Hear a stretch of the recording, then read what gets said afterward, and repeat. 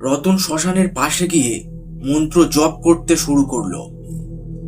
চারিদিকে নীরবতা, হালকা বাতাসে আগুনের গন্ধ, আর দূর থেকে শিয়ালের ডাক ভেসে আসছে।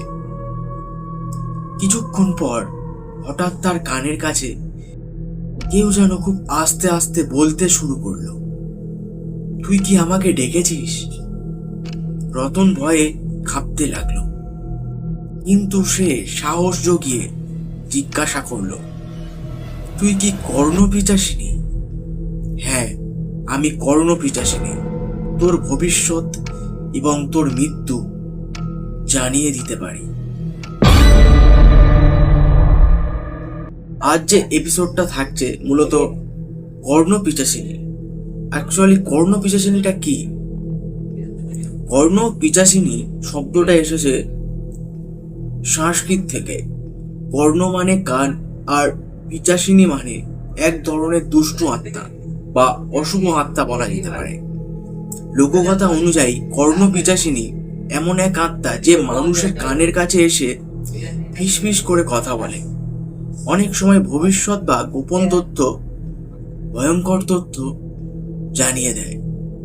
আজ এইরকম একটা ভৌতিক গায়ে কাঁটা দেয়া ঘটনা।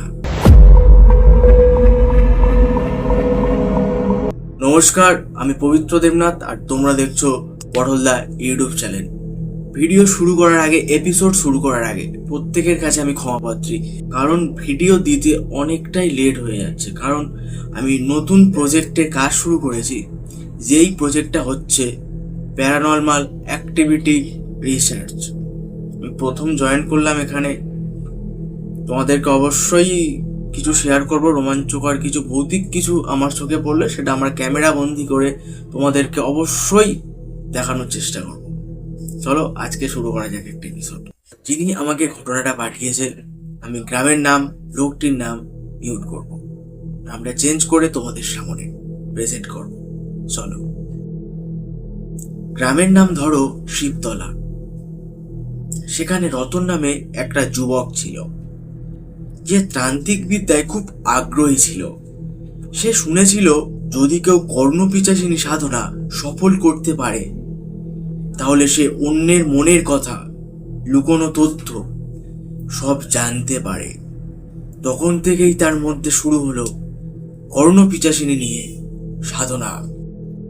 এক রাত্রে, আর সেই দিন ছিল অমাবস্যার রাত, রতন শ্মশানের পাশে গিয়ে মন্ত্র জপ করতে শুরু করলো।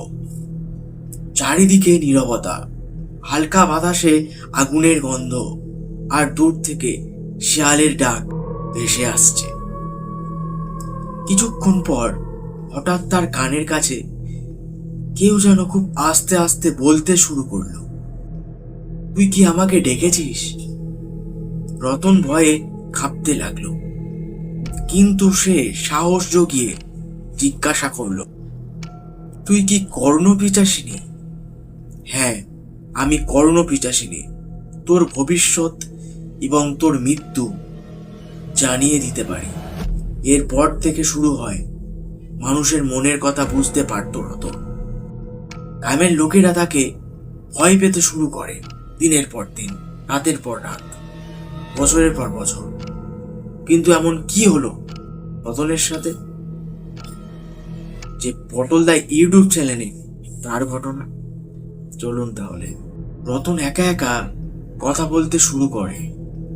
রাতে চিৎকার করত, যেমন, চুপ কর, আমার কানে আর বলিস না। সে অতিষ্ঠ হতে থাকে। শেষে একদিন তাকে শ্মশানের পাশে মৃত অবস্থায় পাওয়া যায়। তার মুখে ছিল আতঙ্ক, আর কানের পাশে রক্তের দাগ। লোকেরা বলে কর্ণপিচাসিনী তার আত্মাকে নিজের করে নিয়েছে। ঘটনা শেষ, কিন্তু পটলদা ইউটিউব চ্যানেলে বলা বাহুল্য, সত্য নাকি মিথ্যা সেটা আমি জানি না, বা পটলদা ইউটিউব চ্যানেল সেটা যাচাই করেনি। এই ধরনের মূলত গল্প লোককথা বা তান্ত্রিক বিশ্বাসের অংশ। বাস্তবে এর কোনো বৈজ্ঞানিক প্রমাণ নেই, তবে গ্রামাঞ্চলে এখনো অনেকেই এই ধরনের ঘটনা বিশ্বাস করে। নমস্কার, প্রথম থেকে লাস্ট অব্দি ঘটনাটা শোনার জন্য। তোমরাও পরদা ইউটিউব চ্যানেলে তোমাদের জীবনে ঘটে যাওয়া তোমাদের পাড়াতে ঘটে যাওয়া এরকম ভৌতিক ঘটনা আমাকে পাঠাতে পারো। ততক্ষণ সুস্থ থাকবেন, সাবধানে থাকবেন।